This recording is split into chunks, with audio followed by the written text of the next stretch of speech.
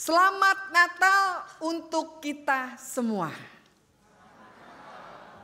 Wah, rasanya senang sekali. 2 kali kita bernatalan pada kemarin malam sama pagi hari ini. Betapa kita merayakan Natal itu dengan penuh sukacita.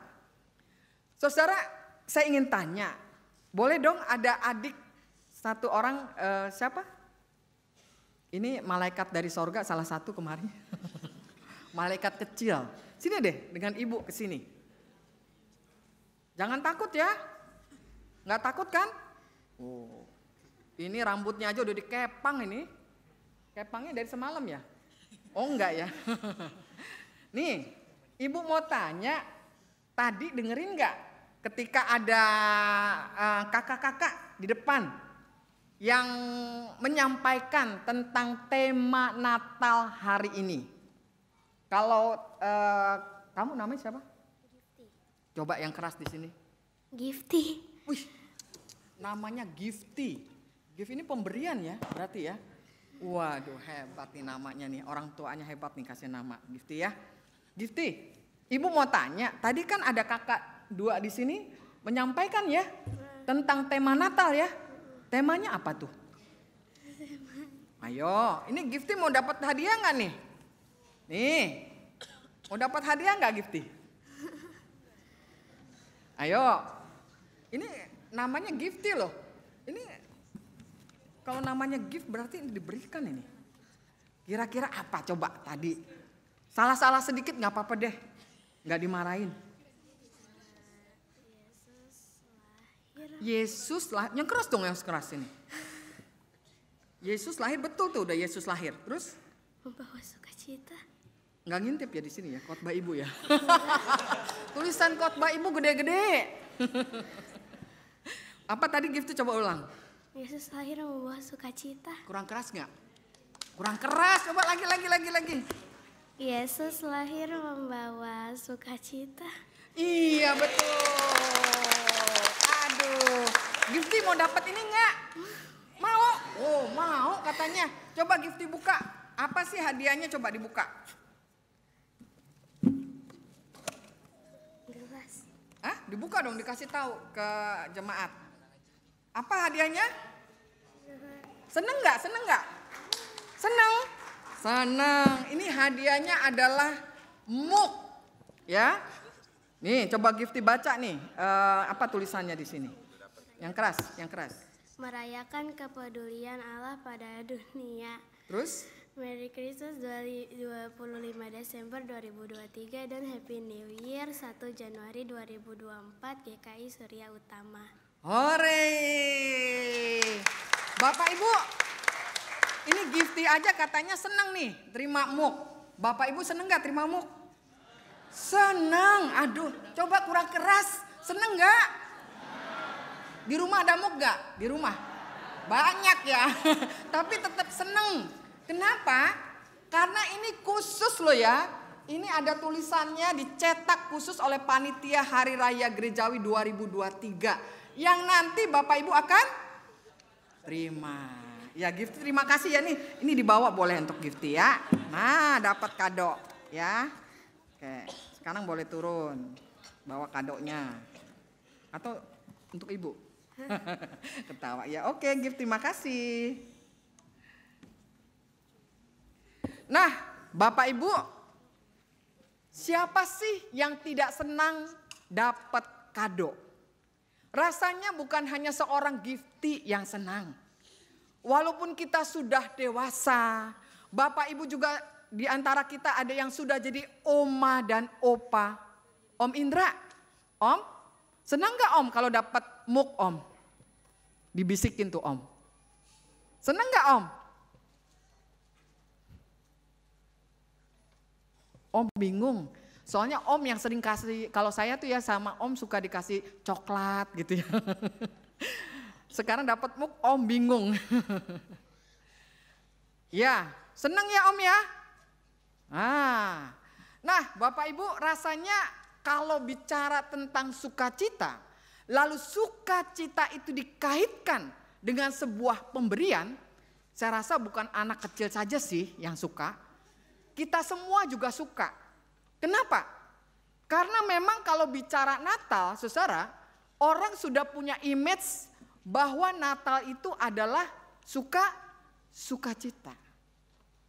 Jadi kalau Natal tidak ada kado, tidak ada bingkisan, kering nggak? Kering nggak? Kok bingung? Kalau untuk anak-anak, itu mungkin untuk anak-anak Bu, gitu ya.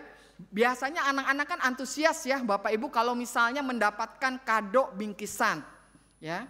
Tapi Bapak Ibu yang mungkin juga di rumah dapat bingkisan, entah dari sebuah instansi atau mungkin dari orang yang sahabat atau siapa, walaupun kita sudah gede, istilahnya sudah dewasa, bahkan sudah lanjut usia sekalipun, rasa sukacita itu pasti muncul. Tapi mungkin lebih kalau kita lihat dari seorang anak begitu ya. Tapi itulah Natal. Natal seringkali diidentikan dengan sebuah pemahaman tentang sukacita. Makanya kalau kita melihat Natal, saudara, Natal itu begitu meriah ya. Bahkan saya lihat di sini saja panitia sudah membuat berbagai macam dekorasi yang luar biasa begitu ya. Untuk mengerjakan seperti ini rasanya membutuhkan tenaga juga, memikirkan ide-ide dan lain sebagainya. Tapi rupanya Natal itu ternyata sukacitanya bukan untuk orang Kristen aja loh ya. Natal itu juga menjadi sukacita dunia. Bahkan kalau saya lihat, kalau Bapak Ibu kan sering nge-mall gitu ya. Nge-mall tau kan ya, senang pergi ke mall gitu ya. Kenapa? Karena di mall-mall itu saudara luar biasa ya, pohon Natal yang besar-besar, yang indah-indah, yang dekornya luar biasa itu. Belum lagi ada lagu-lagu Natal dan lain sebagainya. Belum lagi ada sajian-sajian makanan-makanan Natal dari kue-kue sampai masakan entah babi panggang barangkali begitu ya. Itu sudah membuat rasanya mata kita berbinar-binar. Nah saudara, mendapatkan sesuatu, diberi sesuatu, tentu sangat menyenangkan. Bukan hanya anak-anak loh ya. Coba yang pekerja-pekerja kita ya. Siapa sih yang gak seneng kalau hari Natal yang paling senang itu ketika apa? Kalau kita yang bekerja. Dapat apa? Duit. Nah dapat duit. Dapat tunjangan hari raya. Ada yang dapat tunjangan hari raya terus mukanya manyun? Saya rasa mendingan dikasih ke saya deh. Daripada mukanya manyun gitu ya. Rasanya kita pun juga seneng kan kalau terima THR. Tapi bukan hanya pekerja. Pelaku-pelaku bisnis pun itu kalau udah yang namanya Natal, ini yang namanya disebut cuan-cuan gede pada berdatangan. Saudara lihat kalau di Natal itu hotel-hotel sudah penuh. Resto-resto sudah penuh. Belum lagi biro-biro perjalanan. Ini pelaku-pelaku bisnis lagi cuan gede-gedean. Saudara tentu sukacita Natal itu orang bilang wah ini luar biasa gitu ya. Tapi pernah nggak sebaliknya begini saudara? Saya mengajak kita untuk melihat dari sisi yang berbeda. Kalau nih misalnya ya kan, ketika kita merayakan Natal, suasananya berbeda banget. Entah itu kue-kue nggak ada, bingkisan-bingkisan nggak ada, nggak dapat THR, lalu kemudian juga cuan-cuan menipis, kecil gitu ya. Saudara akan bilang ada sukacita Natal di sana? Ada sukacita Natal di sana? Wah kalau anak remaja masih semangat, ada. Tapi ini kita berpikir, aduh Bu, itu mah bukan namanya Natalan. Natalan itu ya sudah jelas sesuatu di mana kita menerima pemberian-pemberian tadi. Natal adalah sesuatu yang membuat kita melihat bahwa tanpa itu, ya, tanpa embel-embel tadi rasanya bukan Natalan. Nah saudara, image tentang Natalan itu sampai sekarang rasanya sulit untuk dihilangkan. Itu terus bergaung biar setiap tahun ada Natal, berita Natal disampaikan, ya begitu-begitu juga yang terjadi.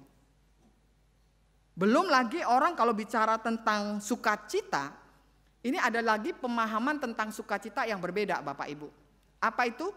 Ketika misalnya orang berpikir sukacita itu apa ya? Oh, sukacita itu adalah berpikir positif. Jadi saudara, ada yang orang bernama Martin Seligman, ya. Dia seorang psikolog positif, ya. Artinya dia menyampaikan suatu teori psikologi positif yang menyatakan begini, saudara. Dia bilang, kebahagiaan atau sukacita itu adalah emosi-emosi positif, aktivitas-aktivitas positif yang terentang dari masa lalu, masa sekarang sampai ke masa yang akan datang. Sehingga kalau dibilang sukacita itu pokoknya ada kepuasan, ada rasa bangga, ada ketentraman yang semuanya membawa, pokoknya selalu auranya itu adalah positif.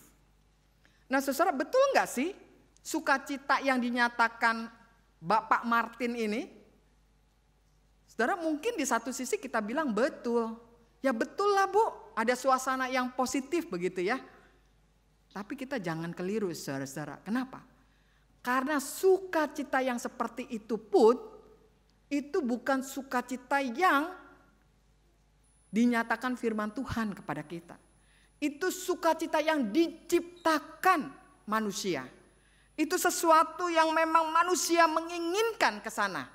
Tetapi itu bukan sukacita sejati.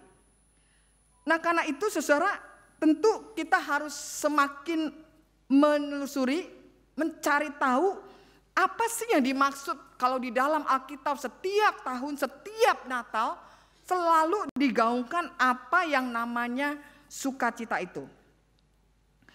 Saudara, kalau kita melihat di dalam Kamus Besar Bahasa Indonesia, sukacita itu, maka saya melihat di sana artinya itu adalah suka hati. Sukacita itu artinya kegirangan. Sukacita itu artinya adalah bagaimana orang bergembira dan merasakan senang. Rasanya kalau kita berpikir seperti Kamus Bahasa Indonesia ini saudara, kita akan setuju. Tapi jangan cepat-cepat setuju ketika kita harus memahaminya apa yang dinyatakan Alkitab kepada kita tentang sukacita. Saudara-saudara, kata sukacita di dalam Alkitab edisi Indonesia terjemahan baru, ini Bapak Ibu sudah punya nggak ya Alkitab terjemahan baru? Belum? Wah, nanti akan diprogramkan ya Pak Wijaya ya. Bagaimana kita jemaat mulai memiliki satu Alkitab terjemahan baru yang sekarang mulai dipakai banyak gereja-gereja. Itu ada 254 kata sukacita. Baik itu dari bahasa Ibrani maupun juga bahasa Yunani. Bahasa Ibraninya sukacita itu adalah simka. Dan bahasa Yunaninya dari sukacita itu adalah kara. Atau juga orang bisa menyebutnya sebagai agaliasis ya. Jadi saudara, itulah sukacita yang dinyatakan di dalam Alkitab. Tapi sukacita yang seperti apa? Apakah sukacita tadi ketika saudara terima THR, terima kado bagi anak-anak, lalu kita bisa makan-makan di resto-resto, ya kan? Atau ke hotel-hotel begitu? Nah saudara-saudara, rupanya sukacita yang dinyatakan di dalam firman Tuhan itu tidak hanya sekedar soal emosi kita. Kenapa? Kalau emosi itu kan turun naik ya. Nanti saatnya senang, ya senang gitu ya. Lagi sedih, tiba-tiba dalam sekejap aja kita bisa berubah tuh kalau terkait dengan emosi. Sukacita dalam pandangan Alkitab itu sebenarnya sebuah perasaan bahagia. Tetapi tidak cukup hanya perasaan bahagia Bapak Ibu.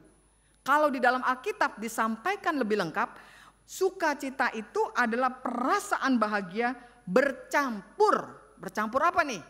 Bercampur dengan perasaan diberkati. Diberkati karena apa? Diberkati karena kita menerima keselamatan yang dari Allah. Jadi sukacita yang sungguh-sungguh yang dinyatakan firman Tuhan, sukacita sejati itu adalah sukacita ketika kita merasa diberkati diberkati karena keselamatan di dalam Tuhan Yesus Kristus.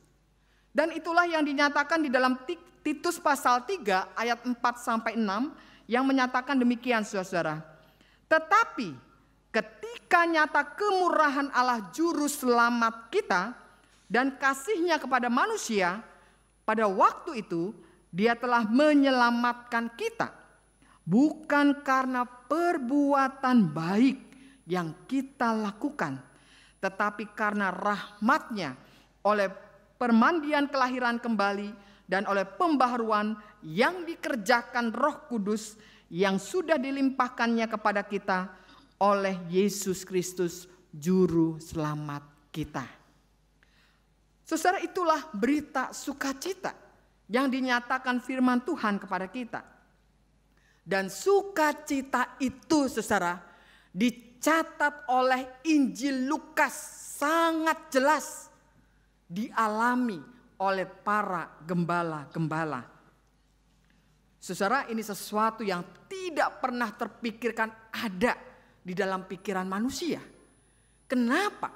Sukacita yang luar biasa ini, kesukaan besar bagi seluruh bangsa itu, justru Tuhan nyatakan pada para gembala. Sukacita yang dinanti-nantikan dengan kelahiran Mesias itu ternyata bukan ditujukan oleh para raja, juga bukan oleh para imam ya di dalam bait Allah, juga bukan pada para pemimpin-pemimpin agama atau juga pemimpin-pemimpin politik, dan juga bukan kepada kaum elitis, tetapi para gembala. Saudara, siapa sih sebenarnya para gembala ini, saudara?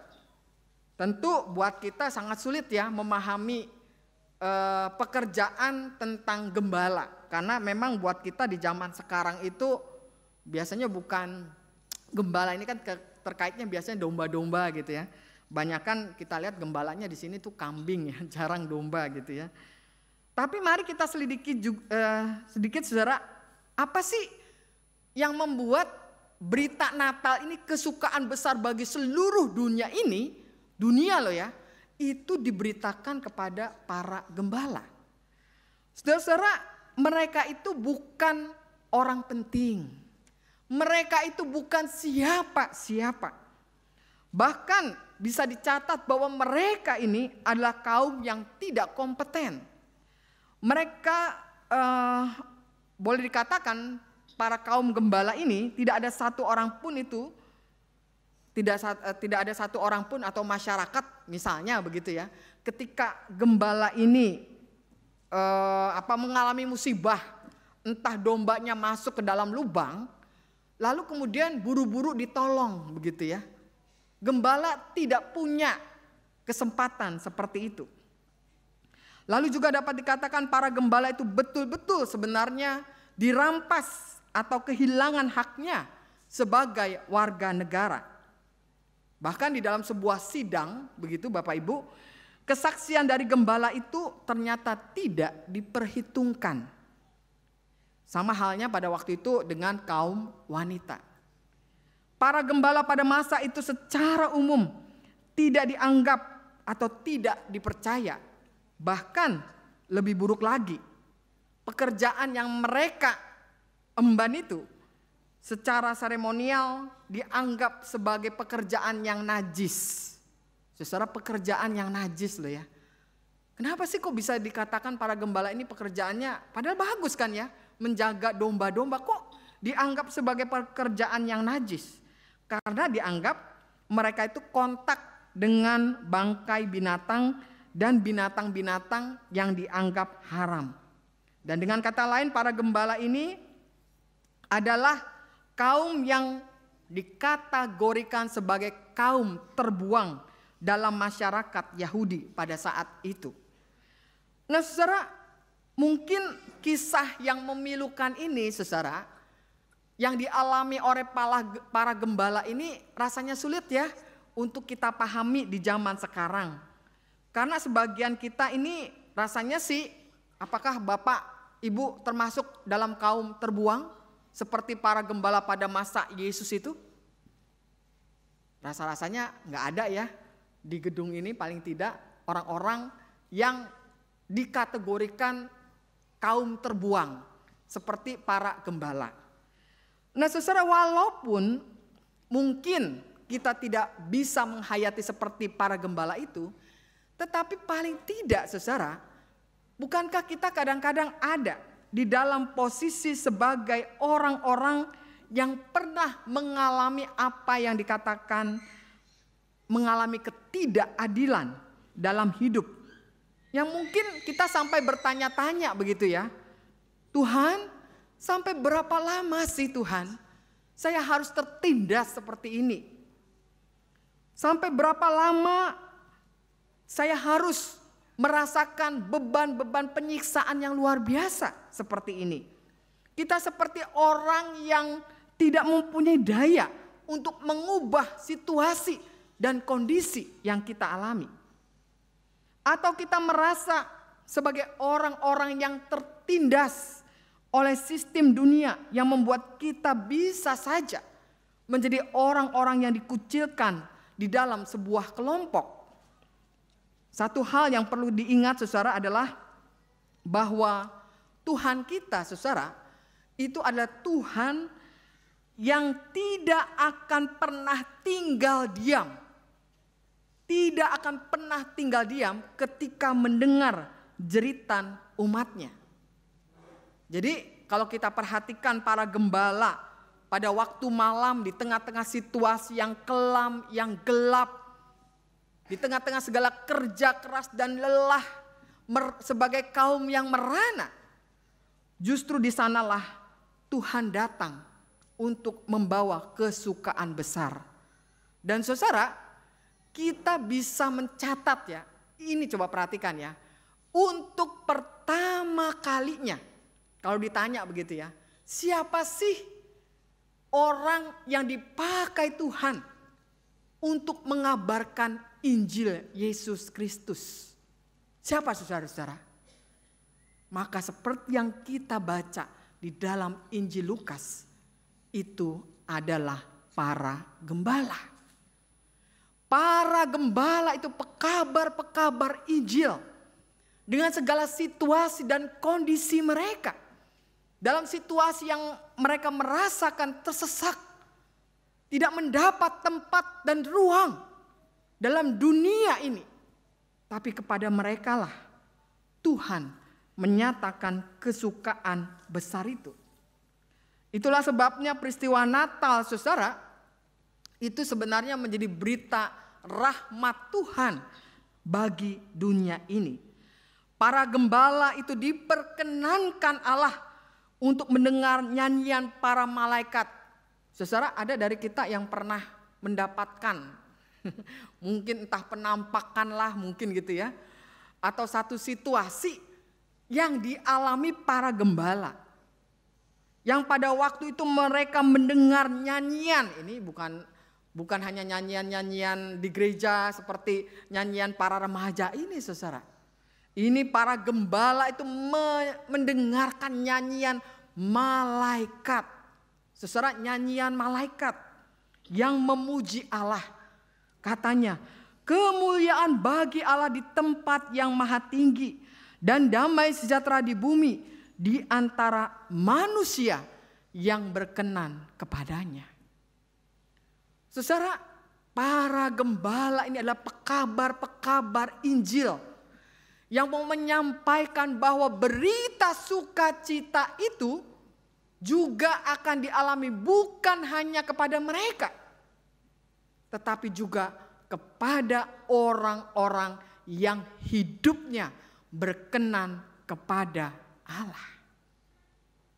Sukacita itu bukan karya manusia. Sukacita itu bukan ciptaan manusia. Sukacita itu adalah karya keselamatan Allah kepada setiap orang yang hidupnya berkenan kepada Allah. Oleh karena itu saudara, siapa sih orang yang berkenan kepada Allah? Siapa saudara? Pendeta, para imam, orang-orang dengan segala kekayaan kekuasaannya. Bukan, saudara. Orang-orang yang berkenan itu adalah orang-orang yang memiliki kehendak yang mulia. Yang memiliki pikiran-pikiran, yang mengelola perasaan-perasaannya, dan hidupnya selalu ada di dalam penghayatan bahwa sesungguhnya ia harus melakukan yang benar untuk menyampaikan kemurahhatian Allah di dalam dunia ini. Orang yang hidupnya puas terhadap apa, saudara? Puas terhadap pemeliharaan Allah. Dan orang-orang yang hidupnya bahagia di dalam menyambut berkat-berkat Allah. Dan orang-orang yang demikianlah orang-orang yang mengalami sukacita yang dari Allah. Sukacita Natal ketika Yesus Kristus datang di dalam hidup kita. Nah, oleh karena itu, saudara, tidak ada lain hal yang bisa kita lakukan supaya sukacita Natal ini tidak berlalu dalam hidup kita. Bagaimana kita harus memohon, meminta, bahkan mungkin kita menangis kepada Tuhan. Tuhan, apakah ketika saya setiap kali merayakan Natal, hidup saya sudah berkenan?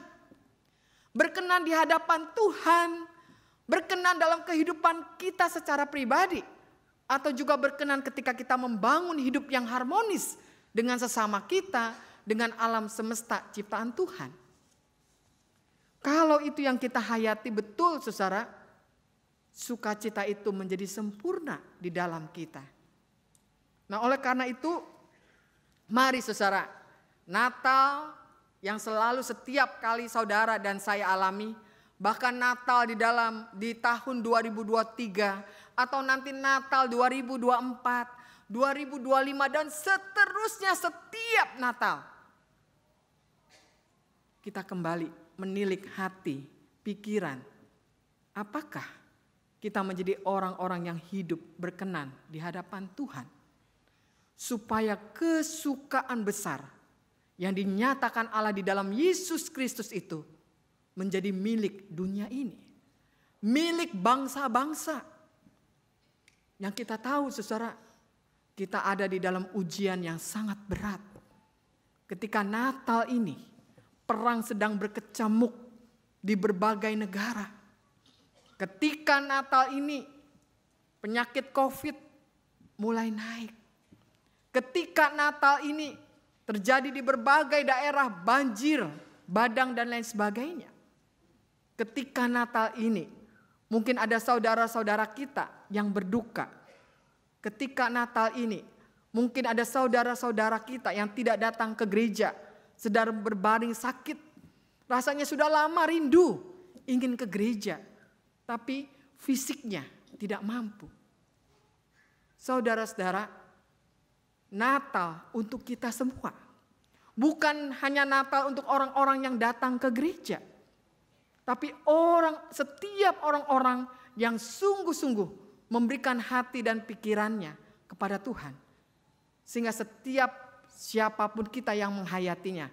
Walaupun kita tidak ada di gedung gereja sekalipun, Natal bisa dirasakan setiap orang. Natal ketika saudara dan saya datang kepada orang-orang yang menderita. Ketika orang-orang itu mengalami sukacita. Seperti tadi ya ada tayangan-tayangan bagaimana kita ada Christmas Carol ke berbagai rumah yang mereka sangat senang karena mereka tuh katanya kalau Natal sulit ke gereja, tidak bisa ke gereja. Mereka tidak bisa ke gereja, justru kitalah yang datang kepada mereka. Sehingga sukacita itu mereka alami dan mereka rayakan. Nah, oleh karena itu, mari saudara hiduplah berkenan kepada Allah. Carilah keselamatan yang sudah Tuhan nyatakan di dalam Yesus Kristus. Dan hiduplah menjadi manusia-manusia baru di dalam Yesus Kristus. Selamat Natal, Tuhan Yesus memberkati. Amin.